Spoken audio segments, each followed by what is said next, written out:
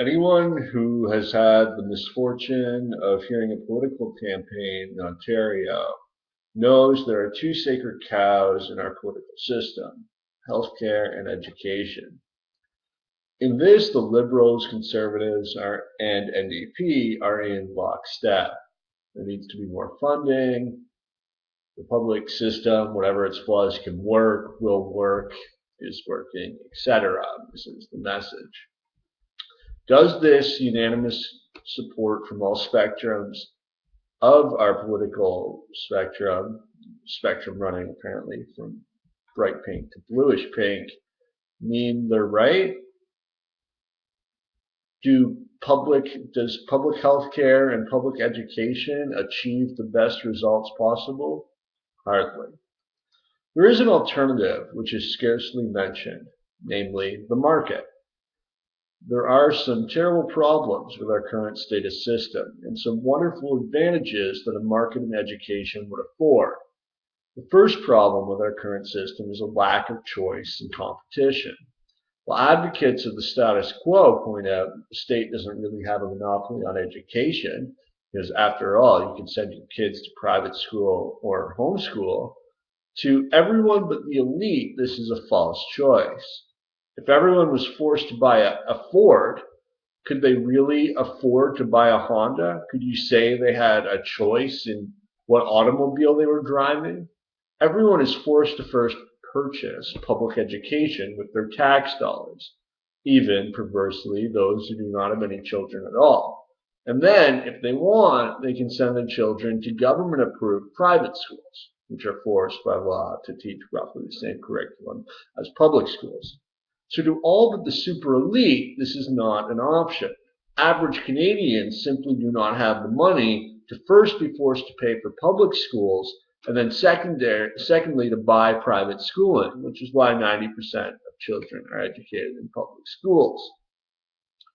So everyone is forced into roughly uniform public schools.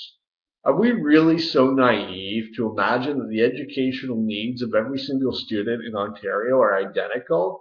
But this is the inevitable byproduct of a system that values obedience over creativity and uniformity over innovation. If we had a market in education, entrepreneurs would compete with differing models of education, and consumers, in this case the parents of the children involved, can make an informed decision between alternatives. Since we have no market, but simply a state-dominated system, consumers are forced to send their children to schools which are all virtually identical with virtually identical inferior results. Since there is no competition, but instead a state monopoly on education, costs are through the roof. There is no incentive for teachers or superintendents to reduce costs. Indeed, quite the opposite, teachers must every year rush to spend the totality of their budgets or see it reduced. Since the costs are borne not by the consumers directly, but rather by the taxpayers as a whole, there is no incentive on the place of consumers to search for efficient, low-cost schooling. Of course, even if a parent did seek to choose a low-cost school, this would be impossible since children's enrollment has more to do with geography than the parent's choice.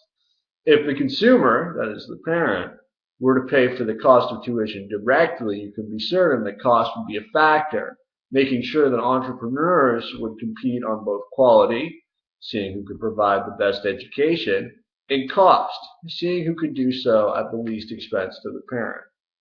Public schools don't really fail, though. Their purpose isn't to unleash the creative capacity inherent in every human being, or to teach people how to begin the lifelong process of learning. The purpose is to brainwash students with love for the official state religion, statism. That is why attendance is compulsory, why the state monopoly on education must be defended by state apologists tooth and nail, and why the powers that be will brook no argument on this subject.